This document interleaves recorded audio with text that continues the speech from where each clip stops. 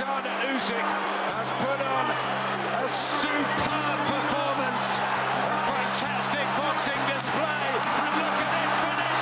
Joshua could be taken out late here. Welcome back to the all-time greatest series here on SMB Boxing. In this series, we take an in-depth look at some of the finest nights in the ring from a selected fighter's career. The eyes not stretched. Let's look at the finish of the belt. It's all over in the ninth round. And would you believe in Ben's corner, they looked as though they were objecting to that for a minute. In this case, without a doubt, the best moment of James "Buster" Douglas's entire career came when he defied the odds and ended the unbeaten streak of the man dubbed the baddest man on the planet, Mike Tyson. They say it was 42 to 1, it was 1,000 to 1, or 1,000,000 to 1. No one gave us a prayer. This is the 42 to 1 underdog that shocked the world. The story of Douglas versus Tyson. For James "Buster" Douglas, fighting is in his blood. His father, Bill "Dynamite" Douglas, was a tough-as-nails middleweight contender in the late 60s and 70s who was never able to gain enough momentum to fight for world honors. The lack of a title shot drove Douglas Sr. to push Buster into boxing as a 10-year-old. And although Buster was talented enough to be on a basketball scholarship at Mercyhurst University in his late teens, he ultimately chose to follow in his father's footsteps and made his professional debut in 1981. I'm fighting professionally because, it's not only that I want to achieve, I want to achieve it for him to do something that, he didn't really get a chance to do, to become heavyweight champ of the world. Early in his career, Buster was widely perceived as a fighter with great physical tools, but lacking the inner drive and discipline to be a real threat in the heavyweight division. Buster Douglas said he loves when he's not training, and I don't see him in the gym all that much, or he wouldn't have that much baby fat. Many naysayers were also quick to compare Buster to his father, who was always present in his corner working as his head trainer. Everybody was like comparing me and my father. They would say, I don't know, because it doesn't seem like he has an intensity that his father had. His dad was always in shape. Buster was just the opposite. He had to work to get in shape. Despite the criticism and 2 shock defeats, Buster had worked his way into the top 10 heavyweight rankings by 1986, and following 3 solid wins on the bounce, he was made the number 2 contender for the vacant IBF belt and would meet the number 1 contender Tony Tucker for the title in 1987. But what we have here really is a fight-off to determine the next challenger for Mike Tyson, and incidentally to fill the vacant IBF championship. It's good to see some young, fresh blood in the ring and in the heavyweight division. With an untidy record which read 26 fights, 22 wins, 3 losses, 1 draw, and 1 no contest, Buster stepped through the ropes at the Hilton Hotel Arena in Las Vegas, already having achieved something his father never could in getting a title shot. Billy Douglas was a spirited, tough middleweight and light heavyweight in the 50s and 60s. And his son is going to have to do exactly what he used to do and just out-hustle his opponent to win tonight.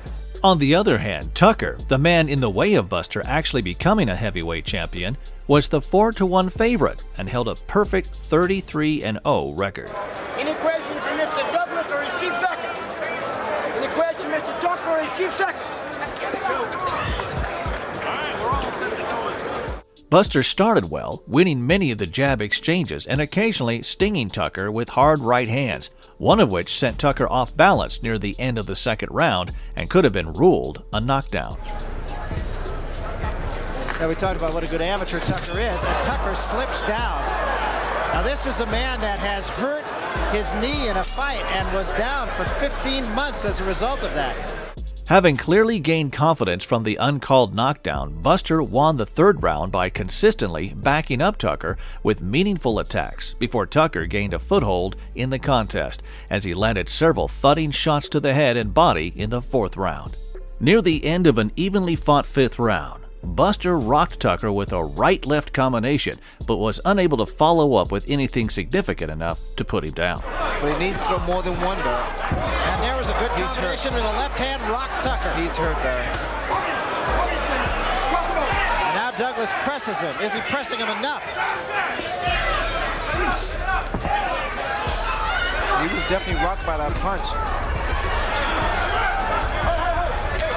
Tucker, who had complained about a tight left arm in the corner at the end of the 5th round, was more cautious in the 6th round, which left the door open for Buster to dominate the action with numerous flurries. Not just throwing one punch, he's coming back with something. There was another left hand that caught Tucker backing up. There was a big left hand by Douglas. That was a great shot. Douglas is beating Tucker on brute strength, just outpowered. There was a right hand by Douglas, and again. And right behind it with another. And Tucker in trouble bouncing off the ropes. Douglas is starting to breathe through his mouth a little bit here, and that's something that you've always said was a danger sign. Also, the hands started to drop to the side. In rounds 8 and 9, Buster's pace noticeably dropped, and Tucker took advantage by picking up his work rate and winning both rounds. They're young, and once again, they're young, and they can learn more as they get more fights under their belt. I think the good news, in fact, these two guys are fighting for the titles, the fact that they are in better shape than a lot of the other heavyweights in the division. That's right hand. The right hand. Although he had slowed down, Buster was still having his moments in the fight. However, after being stunned by a right hand in the 10th round, he failed to answer back as Tucker unleashed a series of punches which prompted the referee Mills Lane to stop the fight. Douglas looks tired in addition to being hurt. Right hand again by Tucker. Douglas on wobbly legs, about to go. Tucker presses him. The left hook. There was the left hook there. And a right behind it and another right. Douglas is in deep trouble on the ropes. Almost halfway through the round. Stop the fight. And Mills Lane, I believe, has stopped this one. He has. It's over. The way in which Buster fell apart and didn't throw any punches back led to more criticism, with some boxing observers accusing him of quitting. And he was beating Tony Tucker until he ran out of gas. That was interpreted as this guy doesn't have heart, will, spirit, need, whatever it was. Buster, he lost the fight. The ugly word in boxing is the guy quit. That's the dirty word that's used. He quit. Buster's reputation was established in the Tucker fight. People knew he had ability, but it takes more than ability to be a top fighter. Following the devastating loss to Tucker, Buster had some tough decisions to make. One of them being removing his father as his head trainer due to the added pressure of always having him present in the corner and a stressful training camp leading up to the Tucker defeat. After that fight, he never said, I want to quit or something or anything like that. He just said, hey, we need to make changes. And one of the first things he said is, my dad has to go. Buster's wish to change his setup almost divided the Douglas family, but thanks to an intervention from his mother, Lula Pearl, his decision was accepted and supported. I called my mom. I said I was coming over to talk to Dad. I knew she just needed to be there to help me present my case to my dad. I remember just how angry my father was, looking at my brother and telling him, you understand you will be alone. My mother, being who she was, just wasn't going to allow it. She put her foot forward and she made sure it was going to work and we was going to continue to be a family. He was reluctant, but he agreed and he allowed me to do me. So I'll always love him for that. With John Russell brought in as a co-trainer to work alongside his uncle J.D. McCauley, Buster's training sessions became more focused and productive.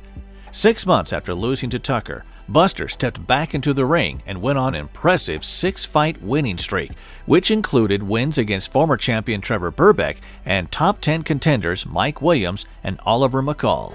The right hand's not been landed. Left hook or a right cross. Buster Douglas, an upset winner. After beating McCall for the 6th win in his streak, Buster was ranked highly by all of the major boxing organizations, but promoter Don King still considered him to be a soft touch and handpicked him to fight the undisputed heavyweight champion Mike Tyson. As many viewers watching today will know, Tyson was thought to be unbeatable at this point because of the way he had intimidated, dominated, and destroyed most of his opponents. 23-pound weight advantage, and he put it all there. The right to the head, and it's all over. Goodbye.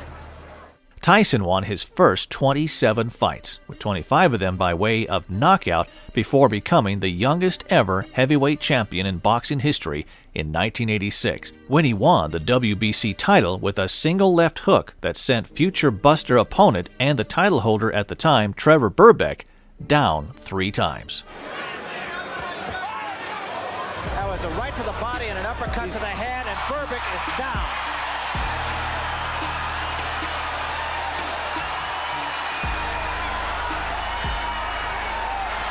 This one is going to be over, I believe. It's over. That's all, and we have a new era in boxing. So Mike Tyson, the youngest heavyweight champion in history. Over the next 3 years, Tyson added the WBA and IBF belts to his collection by beating James Smith and former Buster conqueror Tony Tucker, respectively.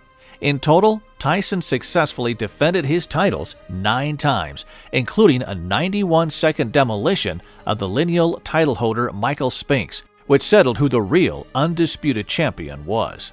In a professional fight. And he's down again and in serious trouble. A right hand right on the chin. He's not going to make it. It's all over. After Buster officially signed to fight Tyson in Tokyo, Japan, virtually no one gave him a chance of winning. Even his ever-supportive mother, Lula Pearl, had concerns about the champion's reputation. She got up out of her bed to come over to my house and check on me and asked me how I felt. She was like, "Baby, I don't want you to take this fight. I'm worried to death for you." I told her she had nothing to worry about. I was going to take care of it. He looked my mother in the eyes. He said, "Don't you worry about me." He said, "That's the son that you better be worried about who I'm fighting." For the first time, my mother saw her husband and her son. Buster had personal problems leading up to the Tyson showdown. He had split up with his wife and the mother of his son, had a severe kidney ailment. However, everything changed when the person who believed in him the most, his mother, Lula Pearl, died suddenly of a stroke at the age of 46, just 23 days before the fight. She passed. She never let on to it, but health was feeling pretty bad. We still never expected that, though. She was just tired. Fighting was tired. Buster's manager, John Johnson, asked him if he wanted to postpone the Tokyo date against Tyson following the death of his mother. But Buster told him that his mom would have wanted him to fight, and she believed he would win, and then used that for motivation in the final weeks before the bout, training as hard as he ever had. And I said, the last thing she would want me to do is quit and not be able to continue to fulfill my dream. And I said, no, I'm ready to go. Let's go ahead and keep doing this. He said, my mom wants me to fight. My mom wants me to win. By this time, I had been through it all. Kept the pedal to the metal and full steam ahead. Tyson's preparations, like Buster's, were also far from ideal. His brief marriage to actress Robin Givens had recently ended. He'd also let go his trusted manager Bill Clayton and longtime trainer Kevin Rooney, with Don King coming in as his promoter and manager, and Aaron Snowell as his new trainer. A footnote in the build-up worth mentioning was that King was still so dismissive of Buster, the man he personally selected, that he had already announced Tyson's next fight would be a title defense against the #1 heavyweight contender, Evander Holyfield, in June. Buster Douglas is a dog. He's always been a quitter. Buster Douglas has a history of quitting. He quit with Tony Tucker in 1987.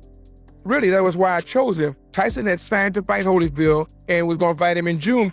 Buster Douglas was the interim fight. Tyson arrived in Tokyo on January 8, 1990, with a fight taking place on February 11th at the Tokyo Dome. He was reportedly so fatigued in the first few days of arrival that he had cut short a public sparring session with former heavyweight titleist Greg Page, and during another spar, 19 days before the fight, Page was filmed dropping him with a right hand. In a workout in Tokyo, Mike was sparring with Greg Page, and he got hit and went down. Buster arrived in Tokyo 11 days after Tyson, and his public workout showed the drive and determination that had been previously questioned by critics. It was clear from interviews that Buster was not just looking to prove that he belonged in the ring with Tyson. He was intent on winning the undisputed title in the memory of his late mother. She meant a great deal to me, and I'm going to miss her tremendously. But, just got to go on. It's easy to be negative. I mean, it's easy to give up, say to the hell with it. But to be positive and be strong and have the faith, it takes a lot. Despite looking galvanized, Buster had recently been suffering from a respiratory-related illness and was still given little chance of winning. In the final few days before the fight, most bookmakers refused to take bets on the outcome. The Mirage, the only casino in Las Vegas willing to offer odds to punters, rated Buster as a 42-1 underdog, hence the title of this video. 42-1, meaning you'd have to put up $42,000 to win $1,000. One gentleman put up over $160,000 on one bet to win like $4,000. It was incredible. On the eve of the fight, Tyson showed that despite his training problems, he was more than ready as he weighed in at 220 pounds, which was the exact same that he weighed in at before his last title defense against Carl Williams, who Tyson needed just 90 seconds to dismiss. The reason people fear Mike Tyson because he's one of the few, if not the only man, that can knock you out in the heavyweight division with one punch. Buster showed that all the hard training had paid off as he weighed in at 231 pounds, which was 10 pounds lighter than he weighed in at before his last fight against Oliver McCall.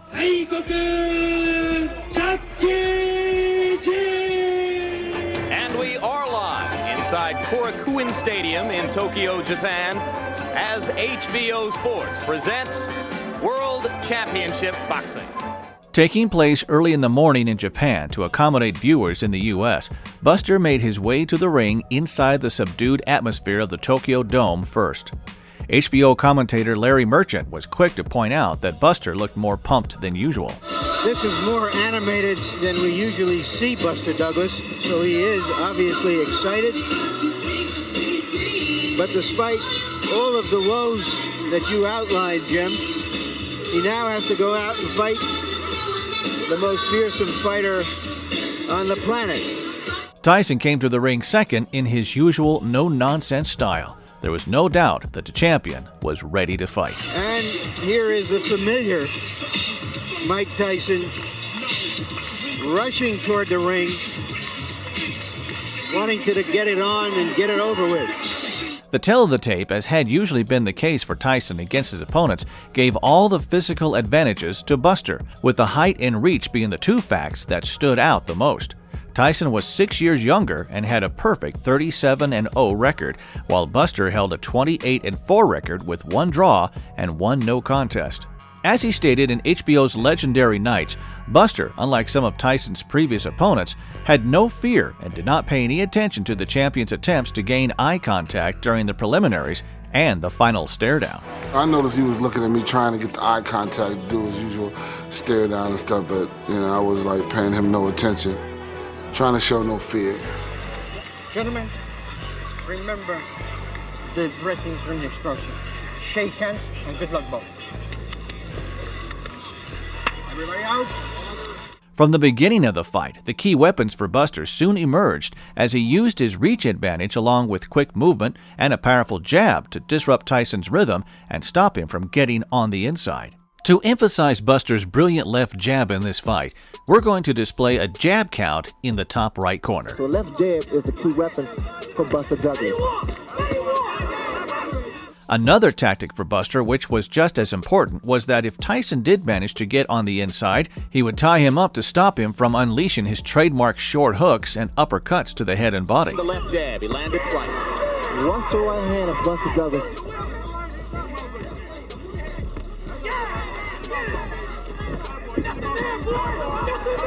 See, Mike has to be careful also because Mike's standing in front of him too.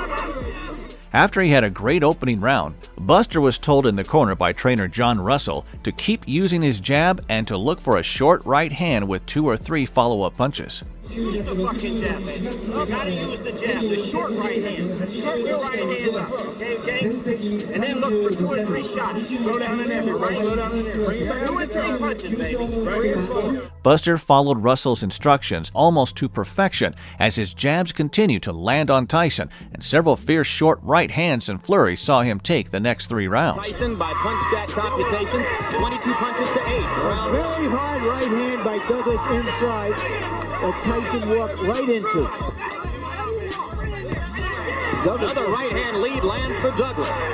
Douglas not afraid. That is appearance is getting Mike Tyson to reach in. When you reach in, that's what happens. Another good right hand and a good right uppercut and 2 more good rights by Douglas.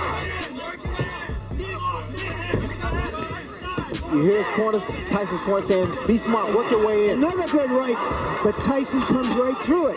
That jeopardizes you, puts you in a lot of trouble. Douglas accurate with the jab. That could be fatal.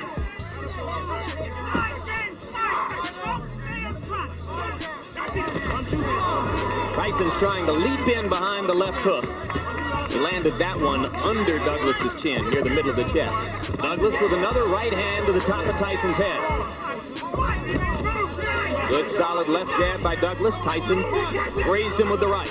Just wings big punches, expecting Douglas to fall the first time he lands something. And the man who does most of the talking in Tyson's corner and who leans forward to whisper in his ear is Aaron Snowell.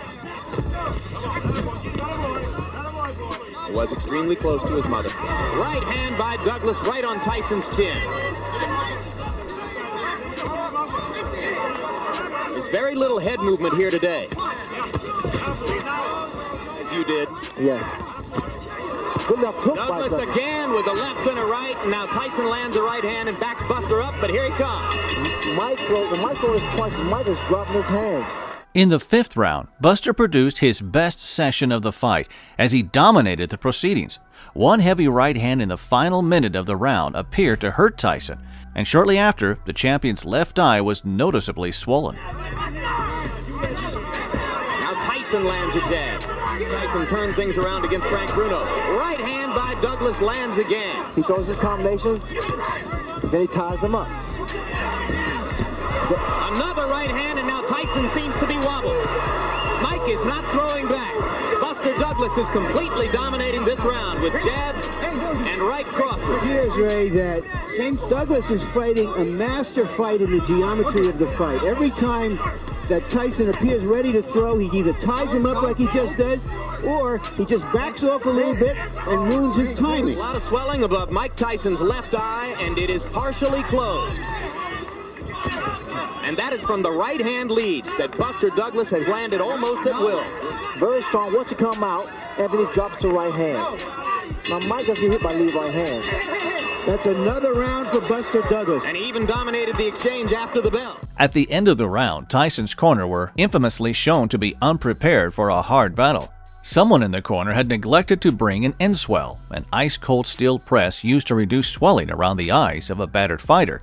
Instead, trainer Aaron Snowell filled a latex glove with ice water and held it to Tyson's left eye between rounds.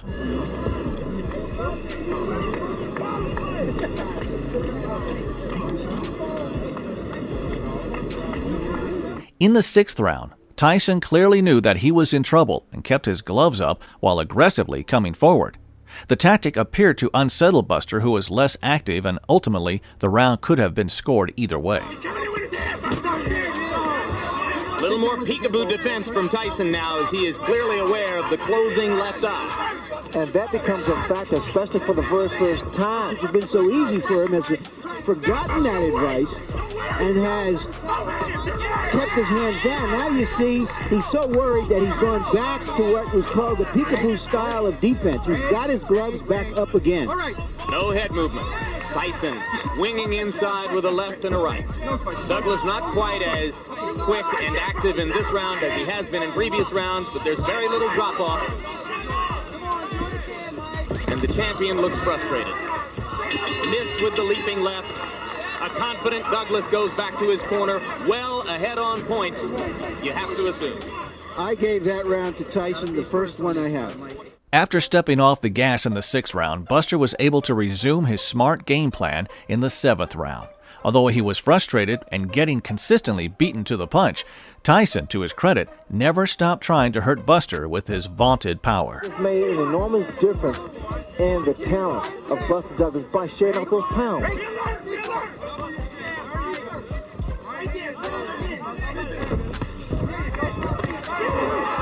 Douglas with another right hand, looping over the top.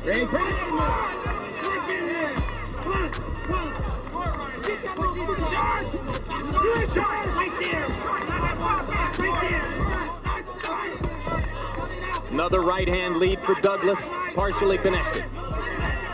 Left jabs right on Tyson's face. This is the first time I've seen a big man in the ring with Tyson use his physical attributes, the height and reach advantage. No combinations by Mike Tyson.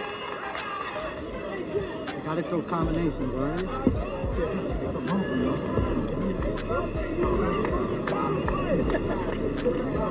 Near the end of the 8th round, which Buster had commanded, the first of 3 pivotal moments occurred, as did a controversial count from the referee Octavio Mayron. While backed up against the ropes, Tyson finally found the hurtful shot he had been looking for, a jolting right uppercut that sent Buster falling onto his back in the center of the ring. Here he's against the ropes. I've never seen. And there's a right hand uppercut, and down goes Douglas. As suddenly as that. The timekeeper at ringside started to count as soon as Buster hit the canvas, but Mayron started his own count over 2 seconds after the timekeeper, which meant that when Buster got back to his feet on Mayron's count of 9, he had been down for over 13 seconds. Got a little loosey-goosey. Still wobbling. However, to quickly debunk what some at the time and even now still call an unfair long count, the universal rules of boxing dictate that the referee is the ultimate authority in the ring, and his count is the one that matters. So Buster, who hit the canvas in frustration while down, picked up Mayron's count and rose at 9. When Mayron then signaled for the fight to continue, the bell to end the round sounded, and Tyson was denied the chance to finish off Buster. Let's see what Douglas has when he comes out for this round. As expected, Tyson tried to test Buster's condition and came out firing in the 9th round. But the second pivotal moment in the fight was that Buster had shaken off the effects of Tyson's uppercut, and he retaliated with a relentless onslaught, which wobbled the almost one-eyed champion twice in the final minute of the round. Right to the body, he tries the uppercut again and misses. Douglas comes back with a left and a right. 3 solid shots right on Tyson's face. Solid right cross. Douglas wobbled again. Tyson misses with the right over the top. Shades of Ray Leonard against Tommy Hearns. Douglas coming back with a left and right. Tyson is wobbling. Tyson needs the ropes for support. Douglas wailing away. Without the ropes, Mike would have gone down. Mike Tyson was on the verge of going down.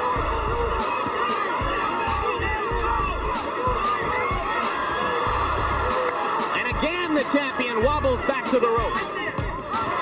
Solid right hand by Douglas. The most action-filled, heavy-punching exchange round of Mike Tyson's career. And Mike Tyson is hurt, his eye is closing, and he is behind in this fight.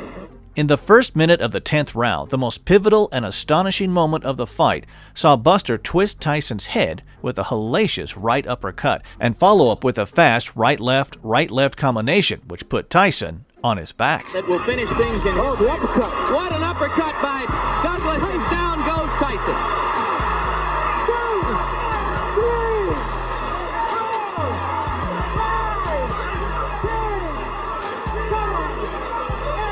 It's over. It's over. Mike Tyson has been knocked out. Unbelievable.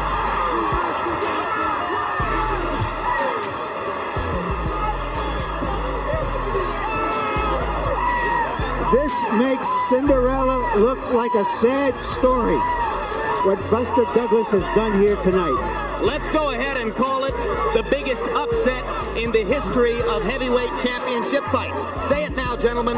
James Buster Douglas, undisputed heavyweight champion of the world.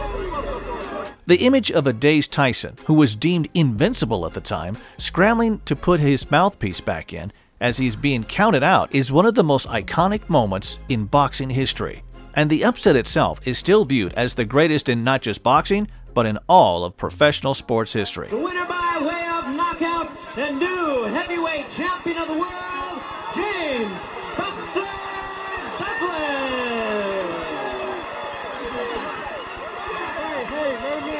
After shocking the world, Buster was interviewed in the ring by Larry Merchant, and all the suppressed emotions he had buried in the build-up came flooding to the surface as he acknowledged his mother's passing as his motivation for toppling Tyson, and he also dedicated his triumph to his father. Why? Why did you win this fight that nobody on the planet gave you? His mother.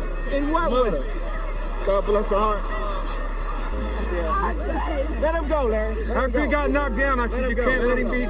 You want to go, James? No, let him talk. Number one, boy. Are you saying, I mean, you came out here more animated than we've ever seen you, more focused than we've ever seen you, and you're crediting it to the fact that the death of your mother just what? Focused your mind what? I was already focused, you know. You get knocked down at the end. Well, yeah, you know, and that was a good shot. I mean, you know, like I said before, a man over 200 pounds has a good shot. Did you get careless? Did you think you had? I think so. That was just starting to get real relaxed, you know. And I got shook. I mean, I got hit, and I came back, you know, sucked it up. Because I knew I had him also. You know, I knew he was. Every time he would try to get off, I would come back, you know, and offset him by beating him to his punch.